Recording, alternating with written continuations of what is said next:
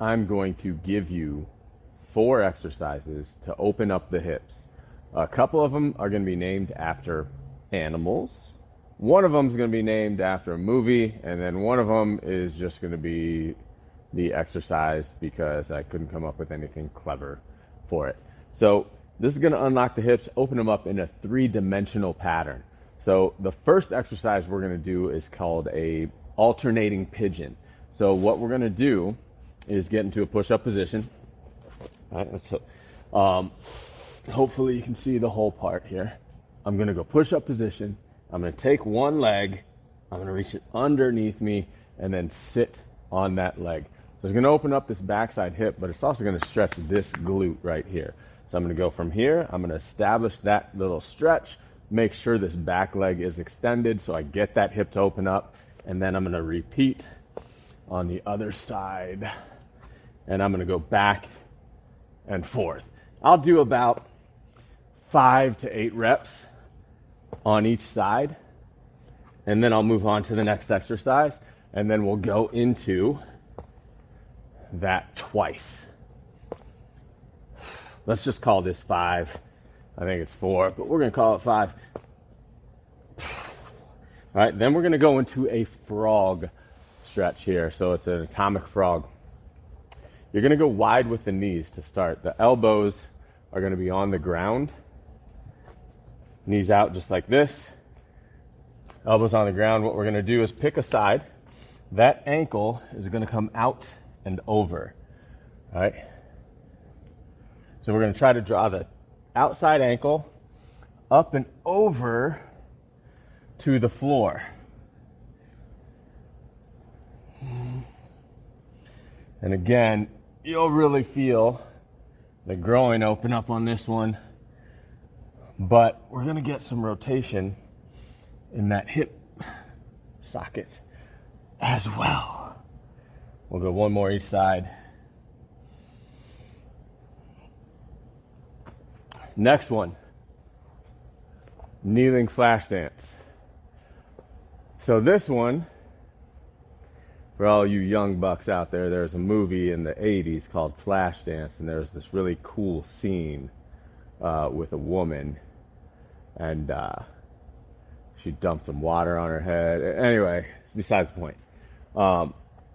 This is what it looks like. You're going to go on your heels, toes underneath you, butt on your heels, hands on your heels. You're going to get your butt away from your heels and drop your head back behind you. So it looks like this.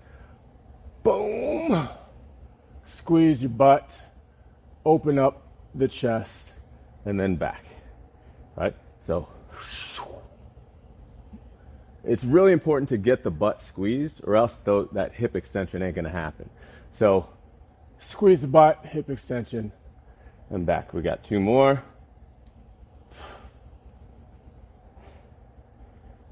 And then now is where that water would come down. You'd be like, oh my goodness. But I don't have water, and it wouldn't be that cool. Like, it wouldn't be as cool as the movie. Because, like, she pulls this thing, it's like, ah. Anyway, whatever. And then the last exercise, before we would repeat them, it's this thoracic extension plus a little 3-dimensional lateral step, right? So I'm going to go hands and knees and toes. Right, I'm going to take one side, right arm, I'm going to tuck it underneath the left arm, try to touch my shoulder, keep reaching. And then as I come back out, I'm going to take that same side leg, step out to the side, 90 degrees, bring my arms up, and then I got to stretch in this hip, right, from a different pattern. Right, so I'm touching, reaching, and back.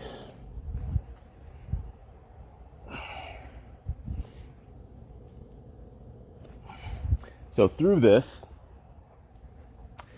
we're going to get a nice stretch through the thoracic spine here, and it's actually going to go into the lower back as well. The more I reach over here, the more you're going to feel that stretch. Here, the more I sit into this front leg, the more this back leg and that hip and that groin is going to stretch. The other thing is, the more I go back with my hands, the more my torso is going to open up. So you can make this thing really big, or if you're tight, you want to start a little small and get big as you go through. And then we'll go to the other side.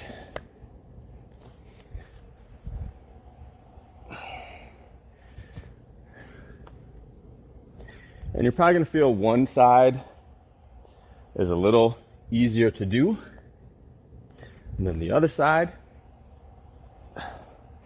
But this should open up the hips a little bit, as well as relieve some pressure on that lower back if we do these well and often enough. We'll do one more on this side, just so it doesn't feel left out. And then what we do is another round of that, and you should be ready to go and feel pretty much immediate relief from those exercises if we do them well, efficiently, and up to task in terms of quality of movement and rep range. So try those out, see how that works for you, especially on your days where maybe you're doing deadlifts, maybe you're doing stuff that sometimes hurts your lower back. That should help remedy all of that.